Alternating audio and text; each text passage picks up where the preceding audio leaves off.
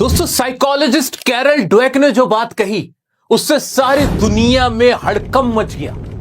Carol Dweck ने कहा कि अब आईपीएस का बच्चा ही आईपीएस नहीं बनेगा, अब एक टॉपर ही सिर्फ टॉपर नहीं बनेगा, बल्कि कोई साधारण सा भी बच्चा अपने दिमाग को मजबूत करके अव्वल आ सकता है।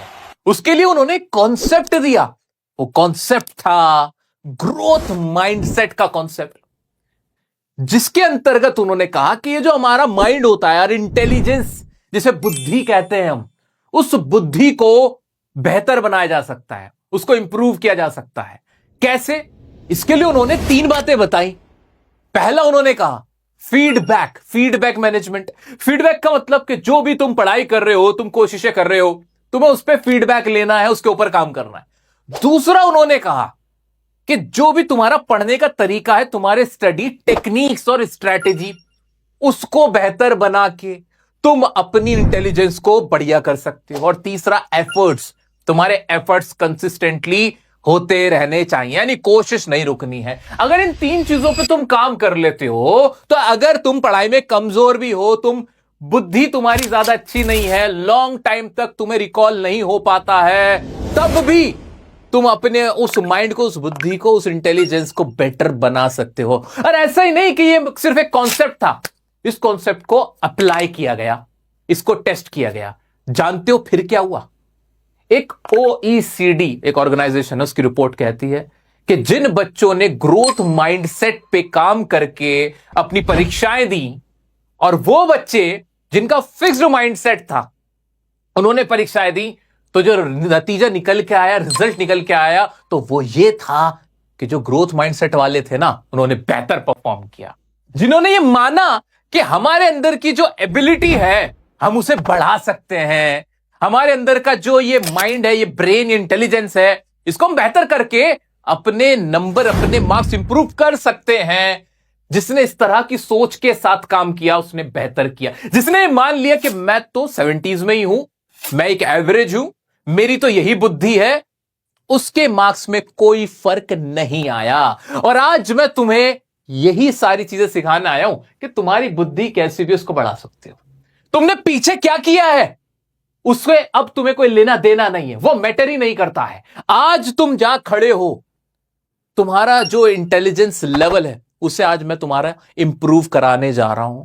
कमेंट में अपनी क्लास लिख दो, अपना नाम लिख दो, ताकि मुझे पता चल जाए कि किस किस क्लास के बच्चे आज मेरी इस इंपॉर्टेंट वीडियो को, इतनी इंपॉर्टेंट वीडियो जो तुम्हारा पूरा एकेडमिक्स को ही बदल डालेगी, वो देख रहे हैं। मैं जानना चाहता हूं।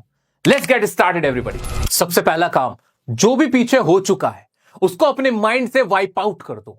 जो तुम्हारी पढ़ने की स्ट्रैटेजीज थी, तरीके थे, तुमने जितनी मेहनत करी थी, रिजल्ट नहीं मिला था, तुम खुद को कमजोर मान रहे थे, जितना कुछ तुम्हारे अंदर अभी भरा हुआ है, एक बार just close your eyes, take a deep breath and forget everything. Destroy कर दो वो सारी चीजें। आज से तुम्हारा न्यू जन्म है, ये नई शुरुआत है। जो अब करोगे बस यही सच है, बाकी सब झूठ था, सब बेकार था, ये मान के चलता है। अब करना क्या है? 2-3 चीजें जो तुम्हें आज से अप्लाई करनी है अपने पढ़ने के मेथड में। गोल क्या है हमारा? गोल है कि हमें हमारी इंटेलिजेंस को बेटर करना है, कि हमारी जो बुद्धि है वो बेहतर हो जाए। वो बुद्धि बेहतर कैसे होगी? थॉमस अल्वा एडिसन को कहा था, you are not smart enough. जो दुनिया के सबसे बड़े साइंटिस्ट में से एक बन के सामने आए, एपीजे अब्दुल कलाम साहब से एग्जाम नहीं निकला था, पायलट बनना चाहते थे, नंबर नहीं आया था, सेटबैक मिला था, भाई मिसाइल मैन ऑफ इंडिया बन गए। और ऐसे ना जाने कितने एग्जाम्पल हैं। तो अगर तुम्हारे साथ फेलियर है तो कोई बड़ी बात नहीं है, this is common to all. आ जाते हैं अब हमें हमारे पढ़ने के मेथड में, अपने तैयारी करने के मेथड में क्या काम करना है। बहुत सारे लोगों को लगता है कि दिन में कम से कम 6-7 घंटे तो पढ़ना ही चाहिए, सेल्फ स्टडी करनी चाहिए। सबसे पहले अपने माइंड से ये चीज निकाल दो कि सिर्फ किताब खोलने का मतलब पढ़ाई करना नहीं होता। तुम्हारी इंटेलिजेंस यहां से नहीं बढ़ती। अपना एफर्ट बदलो, तरीका बदलो। क्या? तुम्हें सिर्फ किताब नहीं खोलनी है, रादर फोकस स्टडी पे तुम्हें ध्यान देना है। 2-3 घंटे इनफ है तुम्हें टॉप करने के लिए, कोई एग्जाम निकालने के लिए। अगर तुम ये 2-3 घंटे कैसे पढ़ाई कर लो? फोकस होके, फोकस्ड माइंडसेट के साथ। कि इधर उधर दिमाग नहीं जा रहा है, सिर्फ 2 घंटा लगातार मैं अपने सवाल सॉल्व कर रहा हूं, कॉन्सेप्ट पढ़ रहा हूं, लिख लिख कर देख रहा हूं, सोल्यूशन के आंसर लिख रहा हूं क्वेश्चन के।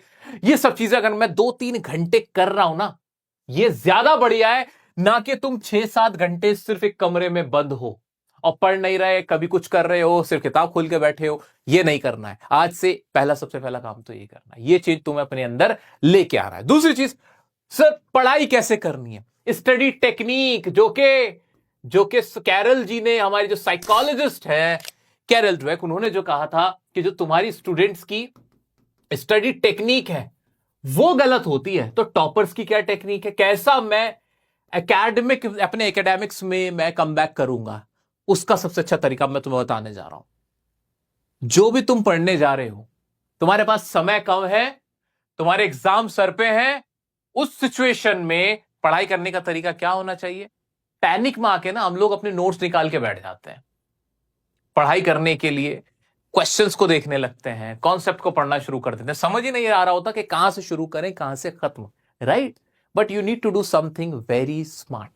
तुम्हें करना क्या है, कभी भी जब समय कम हो और तुम्हें ज्यादा आउटपुट निकालना हो, ऐसी सिचुएशन में तुम्हें सबसे पहला काम यह करना है कि जो PYQs है मैं वहां से पढ़ना शुरू करूंगा। मैं कॉन्सेप्ट ना देखकर पहले क्वेश्चंस देखूंगा कि एग्जाम में क्या पूछा जाता है, पहले उन टॉपिक्स को पढ़ लूं, किस तरह के सवाल पूछे जाते हैं। जब तुम्हें पता होगा कि सवाल यही वाले पूछे जाते हैं, तो फिर जब मैं कॉन्सेप्ट पढ़ूंगा तो कॉन्सेप्ट भी वही वाले पहले पढ़ूंगा जिनको पूछे जाने की संभावना, प्रोबेबिलिटी ज्यादा है। ऐसे तुम्हारी इंटेलिजेंस बढ़ती है, तुम्हारे मार्क्स बढ़ते हैं। ना कि एक फिक्स्ड पैटर्न बना रखा है कि अगर मैं पढ़ाई करूंगा तो सबसे पहले चैप्टर का कॉन्सेप्ट पढ़ूंगा, पूरा चैप्टर पढ़ूंगा, उसके बाद NCERT करूंगा, उसके बाद फिर जाके PYQs देखूंगा। नहीं, अब तुम्हारा मेथड डिफरेंट रहेगा। Got it?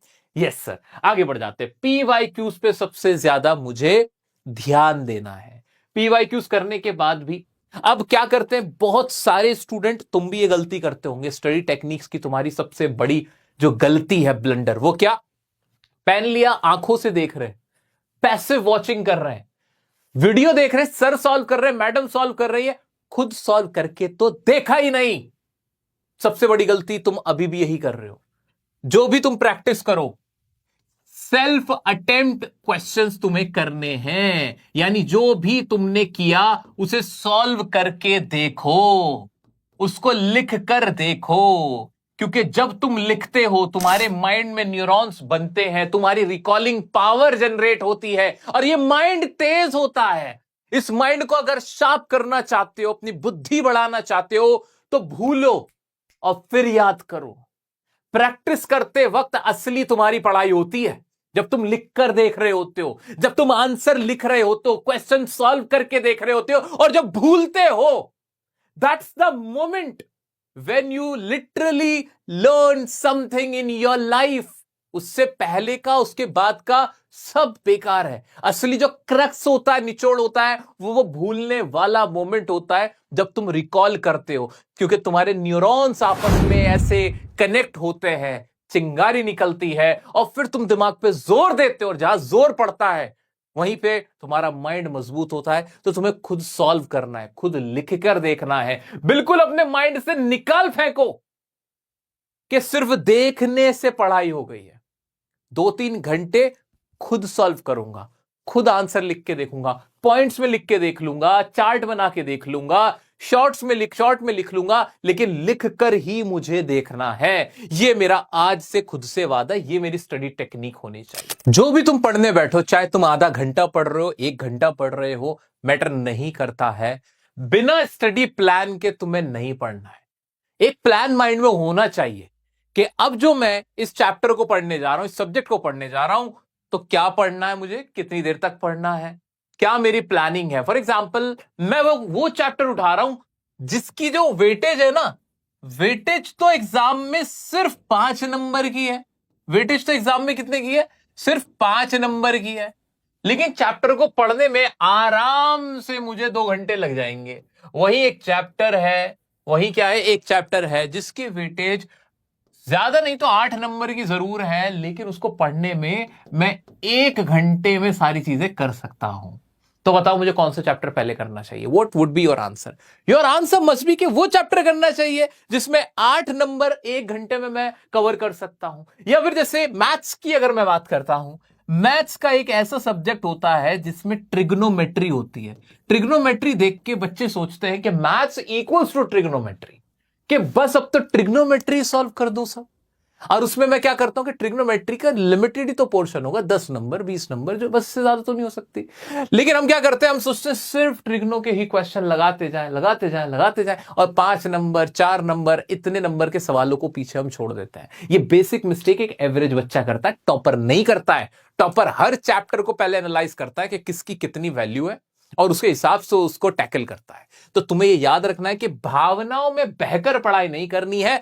You should have a study plan before study anything, any subject, any chapter. तुम्हारे पास ये प्लान होना चाहिए। उसके लिए सबसे इंपॉर्टेंट जानते हो क्या है? स्टडी प्लान बनाने के लिए तुम्हें पता होना चाहिए कि तुम्हारा सिलेबस क्या है। जो भी तुम्हारा बोर्ड है, फॉर एग्जाम्पल सीबीएसई बोर्ड है, सीबीएसई बोर्ड के अंदर सभी क्लास के लिए 9, 10, 11, 12 के लिए पूरा सैंपल पेपर दिया गया होता है कि कितने नंबर का सवाल आएगा, किस तरह का सवाल आएगा, कितने क्वेश्चंस होंगे, सब कुछ पहले से लिखा है। वैसा ही तो पेपर आएगा। तो मैं एक स्मार्ट स्टूडेंट हूं, मैं उस चैप्टर को भी देखूंगा कि सैंपल पेपर में इस चैप्टर से क्या सवाल पूछे गए, पीवाईक्यूज में क्या सवाल पूछे गए हैं। अगर पूछे गए हैं यानी ये मेरा गो टू चैप्टर है, यानी इस पे मैं जाऊंगा ही जाऊंगा, सबसे पहले इसको कवर करूंगा ही करूंगा। तो इस तरह से एक रिलैक्स्ड माइंड से मैं बहुत स्मार्टली अपने आप को प्रिपेयर कर सकता हूं। और जिन स्ट्रैटेजीज को मैं अब यूज कर रहा हूं,